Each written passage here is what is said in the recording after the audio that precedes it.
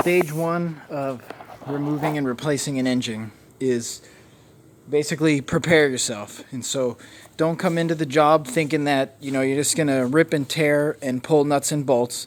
You got to stop and think, what fluids you're going to have to remove. You're going to have to recover the air conditioning. You're not legally allowed to simply undo the lines and vent it. You want to be prepared as to where you're going to put your bolts. So the top end bolts I plan to put here. I kind of just set this card out because I'm going to put some bolts and components here. Also, I've got the tools I'm going to need. So I plan to drop it out the bottom. I'm going to use the powertrain lift. I also need to crane the engine off the subframe when it's down. I also need to pull the engine out of the back of my truck. And so I've got mostly the tools that I think I'm going to need. It helps to have that stuff kind of laid out and planned out. And then the next real step you need to do is get familiar with the service information to do the job. So I've done that. I may deviate from it some and do it a little bit differently, but I know how it's designed to come out, some of the things I'm going to run into.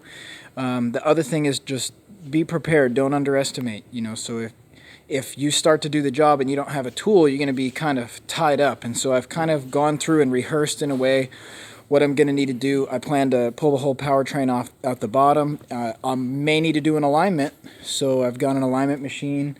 I may lose some fluids, probably power steering fluid. Definitely going to drain the oil. Definitely going to need coolant. And so I've got some of those supplies. I've got basically what I need. But also, depending on the specifics of the job, you may need some miscellaneous parts. And so I've got this engine. It's a used engine. It looked to be in decent shape, but I noticed, there's some signs of some previous oil leaks that have been kind of cleaned up. And so if I'm going to have this engine, going in, I want to take care of any leaks now. So what I did, I went ahead and got some basic things. I've got a valve cover gasket set here.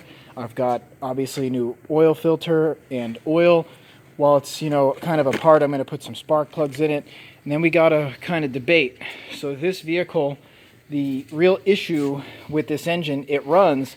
The problem is the internal water pump failed, dumped coolant into the crankcase, and basically this is what our oil looks like. And so it's essentially a big sloppy milkshake. So for that reason, it's gonna need an engine. They drove it until it heat seized, at which point it cooled and it ran. But really what's wrong with this at this time is the engine. So these coils are good. The intake, the throttle body, a lot of the sensors I know are good. It's got 160,000 on it. So I've got this engine over here with lower miles. But the thing is, if I put this engine in as is, right, with this O2 sensor, and this O2 sensor, its condition is unknown. I don't know. It's a junkyard engine. So you could slam it in with all these parts, but sometimes it's not really worth that, because if you get a code for this O2 sensor and now you're kind of chasing this O2 sensor down, or, etc., some of these coils, to change the spark plugs and coils on this, I got to pull the intake manifold off. So to me, you could do it a couple ways, but it's safer to me to use the parts that I know are good. Even though these are less miles, it's a little bit of a risk. Now, if this is a do-it-yourself job, you do whatever you want. But as a professional, I'm going to bill this customer for, changeover parts. Exactly the labor I haven't decided. It kind of depends on, I'm going to spend some time on it. I'm basically going to clock my time. I'm going to change over more or less the logical things that are going to be unbolted, and put the ones from his on. I'm going to save it. These ignition coils, shoot, I'm going to save them. But if I don't change them over and it ends up with a misfire because of a coil, who pays for that?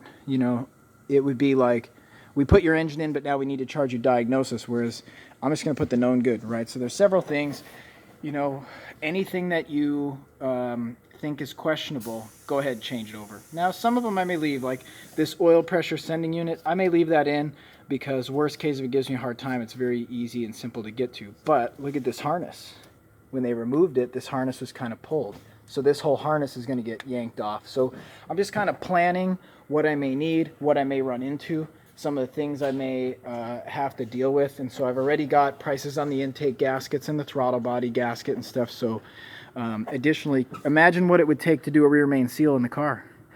I'd have to either pull the engine again or pull the transmission. So guess what? This thing's sitting here. I'm going to zap this flywheel off and I'm going to change the rear main seal while I'm staring at it.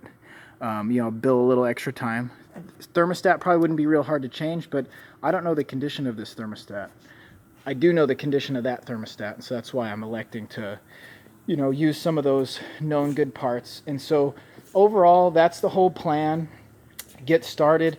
Obviously, I needed to recover the AC, so I'm going to go ahead and hook up the machine. I started the recovery. The recovery is actually finished while I'm kind of getting my stuff together. So I'm doing it in an efficient way.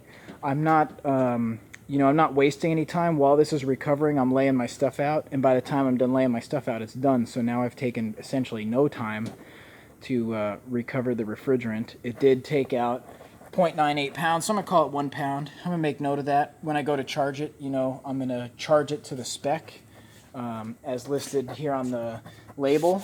But, you know, at minimum, I have a note of how much came out. So I don't really need to bill them for the whole, whatever this calls for, probably, you know, 1.2 pounds or something. But these types of things, I got it spotted on the lift. I'm basically ready to start this job with a good plan of how it's going to go, a plan of action, and I kind of know what I'm getting into. So that's your step one. Now skip that step and go into it blind and get yourself in a jam. Okay, so moving on.